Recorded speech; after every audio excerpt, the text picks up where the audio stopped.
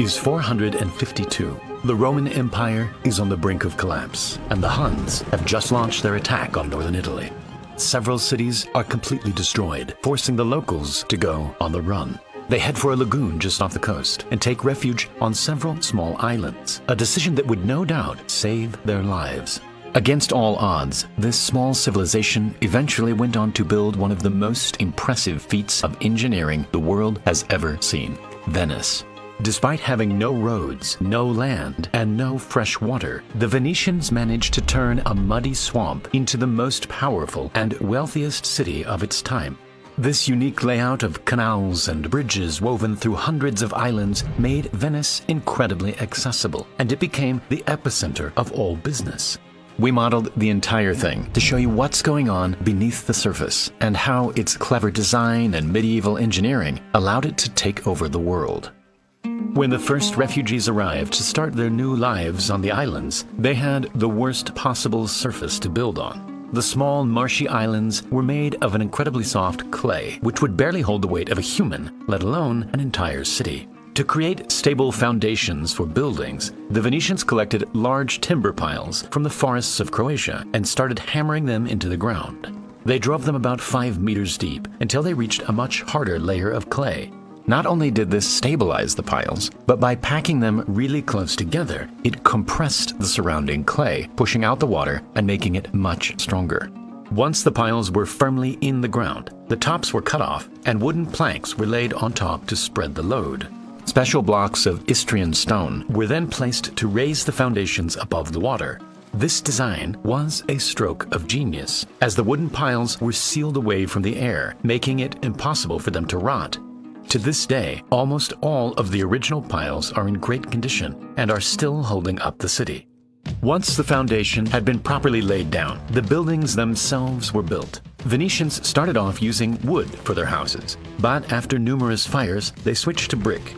To keep the buildings as lightweight as possible, they had to be no more than 3 stories high. Lime mortar had to be used instead of cement because it was flexible and would allow the entire building to flex as the ground beneath slowly moved. The inner walls were built in a crisscross pattern that would also flex like a trellis. The facade walls, which had large windows and elegant stone designs, made them much heavier, and so in order to stop them from falling over, they were pinned into the floor using iron rods, keeping the entire building together. This method of building worked well for the Venetians, and soon several islands around the lagoon were established in this way.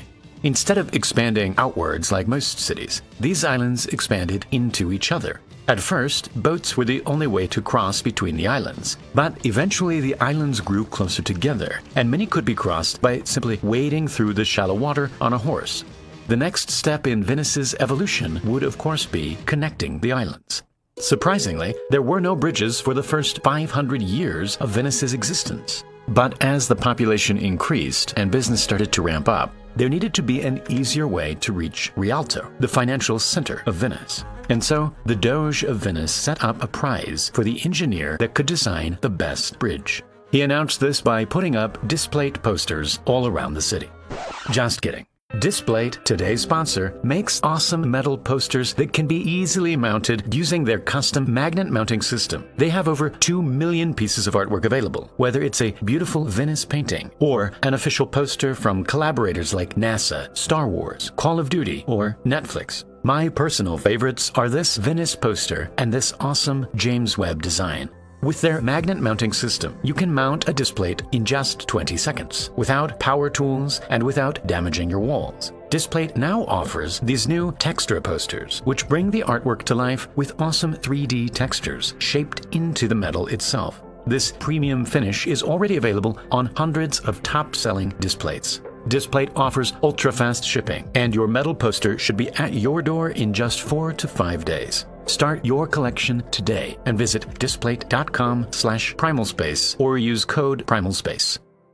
In order to turn Venice from a collection of islands into a bustling city, bridges had to be built. The first attempt was a simple pontoon bridge that joined the 2 largest sections of Venice together and, crucially, provided quick access to the Rialto area. The bridge was later upgraded to a wooden bridge, which eventually burned down and collapsed before it was finally replaced by a much stronger stone bridge. To build it, over 12,000 timber piles were driven into the banks of the canal, and 10,000 tons of stone were built on top to form the bridge. To this day, the bridge still stands, and it serves as the main artery in the center of Venice. After this, stone bridges started to pop up everywhere, turning Venice into a compact city made up entirely of canals instead of roads. This gave Venice a unique advantage, since the canals allowed goods and traffic to flow quickly through every part of the city. The messy overlap of pedestrians and horse-drawn traffic didn't exist in Venice, since the walkways and canals were completely separated. Yet people could transition between the two effortlessly without slowing down. By now, the city had become the most powerful and richest city in Europe. Everything being bought and sold went through Venice, and the Venetians were making enormous amounts of money. But as business increased, so did the population, and the demand for fresh water was out of control. Despite being surrounded by water, Venice couldn't use any of it, since it was extremely salty and undrinkable. Without natural springs or rivers to collect fresh water, Venice relied upon boats to deliver water from the mainland. But with 170,000 people, the demand became too much, and the Venetian engineers had to get creative. From the beginning, Venetian islands were built around squares, which were initially just empty fields for animals to graze upon. The idea was to use these squares to collect rainwater. They started by digging out large areas under the entire square and lining the walls with a thick layer of clay to make it waterproof. The space was then filled in with sand and stones, and the surface was redone with tiles that would lead the water towards each corner of the square. From here, rainwater would flow into the basin and gradually filter through the sand and stones until it reached the main well at the center of the square. To maximize the surface area for water collection, the roofs of the nearby buildings were fitted with gutters that would direct the water onto the square and into the drains. Venice then became an enormous funnel, which filled more than 600 wells around the city. The Venetians had once again engineered a masterpiece to save its city. But there was still one huge problem: waste. Until this point, people threw all of their waste out of the window, some of it landing in the canal. But for those who didn't live within throwing distance of a canal, urine, feces, and rotten food all ended up in the streets. And so, in the 16th century, the Venetians started building a network of underground tunnels that would collect the waste from every building and flush it into the canal.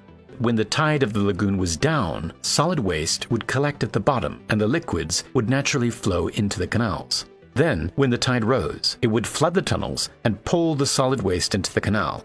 The motion of the tide coming in and out twice a day would exchange the dirty water for fresh water from the sea, flushing Venice from all of its waste. The extremely salty water worked as a strong disinfectant, and thanks to this system, the streets became clean.